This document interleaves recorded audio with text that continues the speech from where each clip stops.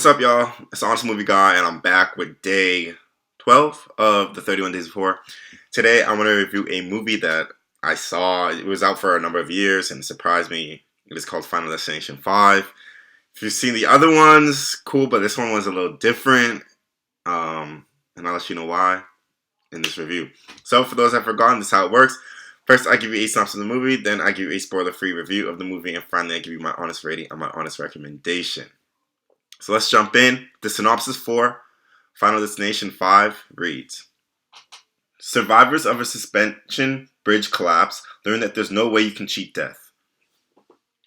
Okay, so if you've already seen Final Destination movies, you already know what it's about. You know, there's some type of catastrophic accident or event that happens. Some people survive and then they die one by one. So in this movie, it's kind of the same. There's a bridge collapse. However, a number of people survive it, and as usual, they die one by one.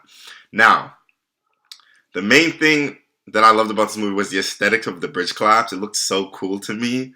I really liked it. It was one of the better ones that I've seen compared to, you know, some of the predecessors before it. So I really liked the bridge collapse, how it would all happen, seeing everything like that. I thought it was really cool. Another thing I really liked about this movie was the plot.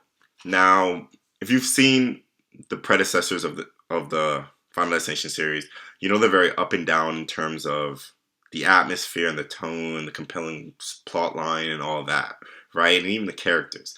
Now, this one kind of brings it back to the basics, back to what it felt like when you watch the first Final Destination. You know, you saw the characters struggle with everything much more than you saw in previous films. The tone and the atmosphere in this film was a lot darker, similar to the first one.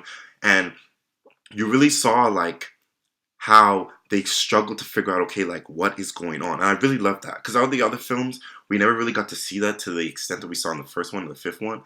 All the other ones kind of like, oh, well, this is happening, or it happened before, blah, blah, blah, right? But this one, it was cool to see like the characters struggle trying to figure out what is going on, how is this happening, and kind of see them go crazy about it. So I really loved that aspect of it. It was something that we haven't seen in a while, and it made the story much more compelling than it was in previous Final Destination movies. So I commend it for that. The acting, I'm obviously not going to say it was like the greatest acting I've ever seen, but I thought it was very good. It was decent. It did its job. It helped the movie go along, so I got no complaints in that regard for it. Now, my favorite part of about this movie, other than the kills, which the kills were pretty cool, none of them were that like wow, like it's just typical Final Destination kills.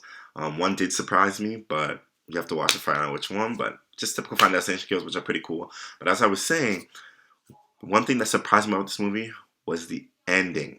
Okay, if you've seen all the Final Destination movies, you were gonna applaud this ending. Like I was in my bed jumping up and down, man. Like it came out of nowhere. Like I was so surprised, and it was so refreshing to see an ending that just like came out of nowhere and just surprised you. And it was just like wow. So I commend the director, the writer, whoever created this ending for it, and I commend them as well that they, you know, thought about it when they planned out this film, that they wanted to do this and make it come full circle. So I really love that aspect of it. Now, if you are someone that pays close attention to detail, you might pick up on what the ending could be, but I still don't think you have any idea what it is. So I think you will, you know, as a watcher, be very, very pleased with this type of ending. Now, IMDb gave this movie a 5.8. I'm going to give this movie a 6. As I said, it brought it back to the elements closer to the first one with the darker atmosphere and tone and the more compelling storyline. And in addition, it has such a great ending. Now, the first film has a very good rating, so I thought, of course, I think this movie deserves at least a rating of a 6 for, you know, bringing back elements closer to the first one. So my recommendation for you guys is to go out, watch Final Destination 5. Enjoy it. You are gonna be feel a little uncomfortable if you've never seen a Final Destination movie, because the deaths are just so realistic, which is kind of like what I don't like about them, because they could happen. But other than that, it's a great experience, and this one's a lot closer to the first one. So if you really love the first one, you're really gonna like this one as well. It's the best sequel, I think, since the first one. So go out, watch Final Destination 5, and enjoy it. That's it for this video. I am the Honest Movie Guy. Make sure to like and subscribe below, and tune in to more videos for the 31 Days of Horror.